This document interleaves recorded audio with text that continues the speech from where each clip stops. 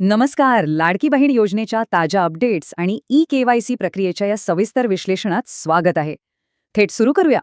सक्रिय लाभार्थ्यांना नुकतेच मार्च आणि एप्रिलचे मिळून थेट 3,000 रुपये मिळाले आहेत. ही खरंच मोठी बातमी आहे.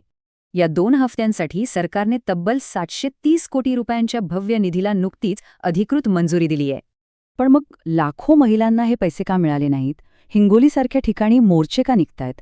कारणं समजून घेऊया. सुरुवातीचे 2.46 कोटी अर्ज बघता आता सक्रिय लाभार्थी फक्त 1.77 कोटी राहिलेत. ही घट प्रचंड मोठी आहे.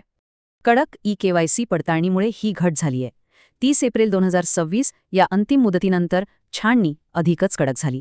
याचाच थेट परिणाम म्हणजे तब्बल 69 ते 70 लाख खाती योजनेतून अपात्र ठरवून कायमची काढली गेली आहेत. प्रशासकीय कडकपणामुळे बजेट आटोक्यात आलं आणि सरकारी तिजोरीतील तब्बल 10,000 कोटी रुपये वाचलेत, हे नक्की.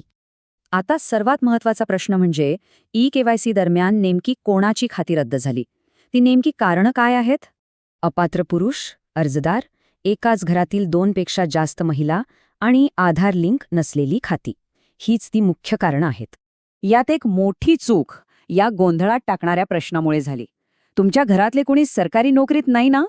तब्बल 24 लाख जणांनी हा प्रश्न चुकीचा वाचला. 20 लाख खाती पूर्ववत झाली, पण अनेक अजूनही बंदच आहेत. तांत्रिक अडचणी आणि बँक डीबीटी ग्लिचेसमुळे योग्य केवायसी असूनही अनेकांचे पैसे अडकलेत, ज्यामुळे लोकांमध्ये प्रचंड नाराजी आहे. मग चुकीने वगळलेले लाभार्थी त्यांची माहिती कशी दुरुस्त करू शकतात? आता हा पुढचा अत्यंत महत्त्वाचा टप्पा पाहूया. सध्या लक्षात घेण्यासारखी सर्वात महत्त्वाची गोष्ट म्हणजे ऑनलाईन ई-केवायसी करेक्शन पोर्टल पूर्णपणे बंद ठेवण्यात आलंय.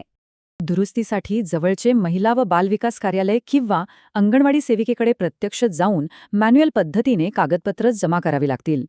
मदतीसाठी किंवा अर्जाची सद्यस्थिती जाणून घेण्यासाठी 181 ह्या अधिकृत हेल्पलाईनवर आपण कधीही संपर्क साधू शकता. अधिकृत वार्षिक ई-केवायसी पडताळणीची पुढची विंडो आता थेट जून-जुलै 2026 दरम्यान सुरू होण्याची शक्यता आहे. एक दिलासादायक बाब म्हणजे 2026-27 या नव्या आर्थिक वर्षासाठी योजनेला पूर्ण बजेटसह मान्यता मिळाली असून ती सुरूच राहील. पण मॅन्युअल दुरुस्तीची प्रक्रिया वेळेत पूर्ण होऊन लोकांचा वाढता रोष खरंच कमी होईल का? हाच आता खरा प्रश्न आहे.